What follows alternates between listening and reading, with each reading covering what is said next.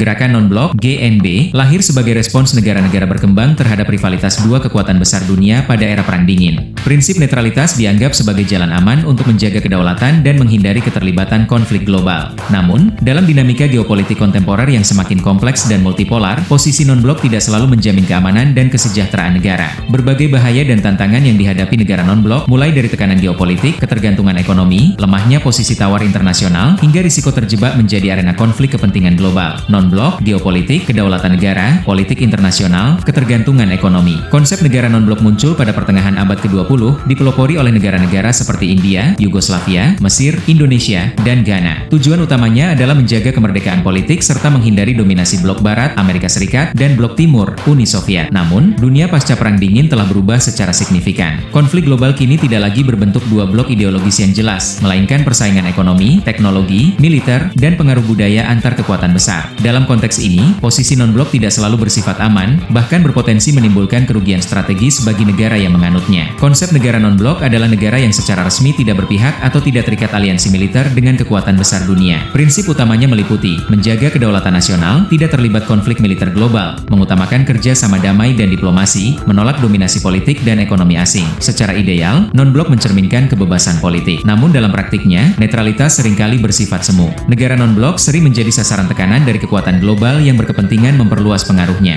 Tekanan ini dapat berupa ancaman ekonomi, intervensi politik, manipulasi diplomatik, operasi intelijen terselubung. Ketika negara besar bersaing, negara non-blok kerap dipaksa memilih secara tidak langsung. Tanpa aliansi strategis yang kuat, negara non-blok sering memiliki posisi tawar yang rendah dalam perdagangan internasional, negosiasi utang luar negeri, perjanjian investasi, forum global.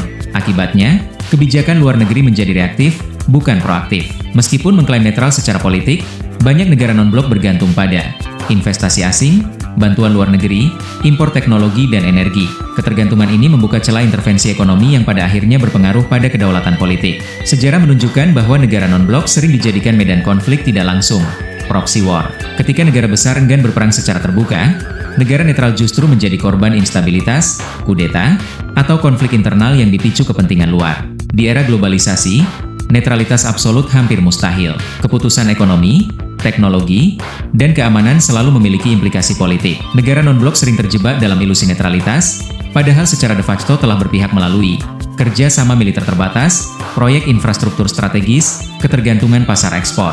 Bagi negara berkembang, termasuk Indonesia, prinsip non-blok tetap relevan sebagai fondasi etika diplomasi. Namun, jika tidak disertai strategi nasional yang kuat, non-blok justru berpotensi melemahkan kemandirian ekonomi, ketahanan nasional, pengaruh regional. Non-blok seharusnya menjadi alat diplomasi aktif, bukan sikap pasif.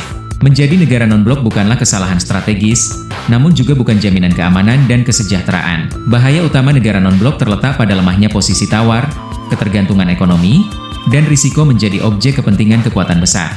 Dalam dunia multipolar yang penuh kompetisi, negara non-blok harus memperkuat kapasitas internal, memperjelas kepentingan nasional, dan menjalankan politik luar negeri yang aktif serta adaptif. Netralitas tanpa kekuatan hanyalah kerentanan yang disamarkan sebagai kebijaksanaan.